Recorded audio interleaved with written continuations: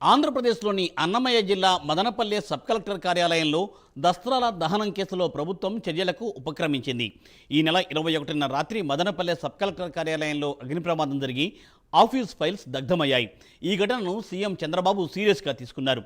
ఈ కేసులో 3 అధికారులపై సస్పెన్షన్ వేటు వేశారు. మాజీ ఆర్డీఓ మురళి, ప్రస్తుత ఆర్డీఓ హరిప్రసాద్, సీనియర్ అసిస్టెంట్ గౌతమ్ను ప్రభుత్వం సస్పెండ్ చేసింది.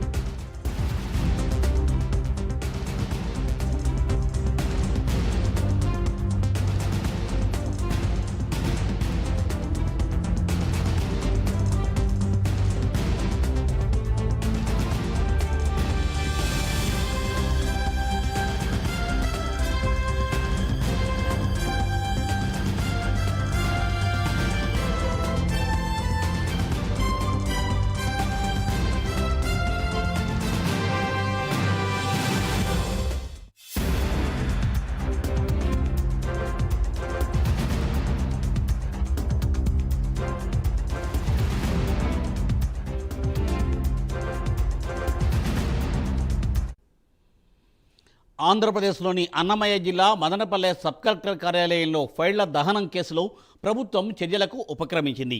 ఈ నెల 21న రాత్రి మదనపల్లె సబ్ కలెక్టర్ కార్యాలయంలో అగ్ని ప్రమాదం జరిగి ఫైళ్లు దగ్ధమయ్యాయి. ఈ ఘటనను ముఖ్యమంత్రి చంద్రబాబు సీరియస్గా తీసుకున్నారు. ఈ కేసులో 3 అధికారులపై సస్పెన్షన్ వేటు వేశారు. మాజీ ఆర్డీఓ మురళి, ప్రస్తుత ఆర్డీఓ హరిప్రసాద్, సీనియర్ అసిస్టెంట్ గౌతమ్ను రాష్ట్ర ప్రభుత్వం సస్పెండ్ చేసింది. దీనిపై మరింత సమాచారాన్ని మా ప్రతినిధి తిరుపతి నుండి హరిబాబు అందిస్తారు. హరిబాబు. మూర్తి గారు, గత ప్రభుత్వ హయాంలో ఏదైతే మదనపల్లి ఆర్డీఓగా పనిచేసిన మురళి కానీ లేదంటే హరిప్రసాద్ కానీ వీళ్ళిద్దరూ పెద్దిరెడ్డి రామచంద్రారెడ్డికి అనుచిత లబ్ధికి చేకూర్చేదానికి మాత్రమే పనిచేశారు. వాళ్ళ కుటుంబ ఆస్తులు పెంచుకోవడానికి వీళ్ళు పూర్తి స్థాయిలో గవర్నమెంట్ ఆస్తులు కానీ 22A ఉన్నటువంటి నిబంధనలను అతిక్రమించి వీటన్నిటిని వాళ్ళకి కట్టబెట్టారు. అలాగే ఏదైతే పేదలకి గవర్నమెంట్ గతంలో ఎస్సీ ఎస్టీలకి దళితులకు సంబంధించి డీకేటీ పట్టాలు ఇచ్చిన భూములు ఏవైతే ఉన్నాయో వాటన్నిటిని జీవో నెంబర్ 596 ద్వారా వాటిని అమ్ముకోవచ్చని ఒక వెసులుబాటు కల్పించిన దానివల్ల దాని నుంచి కొంతమంది దాన్ని డైవర్ట్ చేసుకొని అక్కడి నుంచి మళ్ళీ పెద్దిరెడ్డి కుటుంబ సభ్యులకి బదలాయించిన పరిస్థితులు అయితే తాజాగా మనం మదనపల్లె అగ్ని ప్రమాదం తర్వాత వీటన్నింటికి వెలుగులోకి వచ్చిన నేపథ్యంలోనే ఏదైతే RDO Murali Tirupati collector office లో పనిచేస్తున్న అతను మదనపల్లికి ఎందుకు వెళ్ళాడు, దేనికోసం వెళ్ళాడు అన్న దాని గురించి గవర్నమెంట్ ఆరా తీసిన నేపథ్యంలో అతను ఫోన్ స్వాధీనం చేసుకుని ఫోన్ రికార్డ్స్ అన్ని తీసుకున్న తర్వాత అతని నుంచి వచ్చే అతని ఫోన్ రికార్డ్స్ ఆధారంగా అతను ఆర్డీఓ హరిప్రసాద్ తో కానీ లేదంటే గౌతమ్ తో కానీ వీళ్ళందరితోటి చాలా మంది పెద్దిరెడ్డి మనుషులతోటి వీళ్ళందరూ మాట్లాడినట్టు ఒక గ్రూప్ కాల్స్ కూడా ఆధారాలు లభించే నేపథ్యంలో గవర్నమెంట్ కూడా సీరియస్ గా ఈ అంశాన్ని తీసుకుని దీనికి సంబంధించి ఎవరైతే బాధ్యులు ఉన్నారో వాళ్ళకి సంబంధించిన వాళ్ళ మీద ఇప్పటికీ 7 మంది అనుమానితులు ఉన్నారని చెప్పి రెవెన్యూ శాఖ ప్రిన్సిపల్ సెక్రటరీ సిసోడియా చెప్పిన తర్వాత కూడా సిసోడియా ఇచ్చిన నివేదిక ఆధారంగానే ప్రాథమికంగా 3 పాత్ర ప్రధానంగా తేలిన నేపథ్యంలో వీళ్ళు 3 మీద గవర్నమెంట్ సస్పెన్షన్ వేటు వేసిందని చెప్పాలి.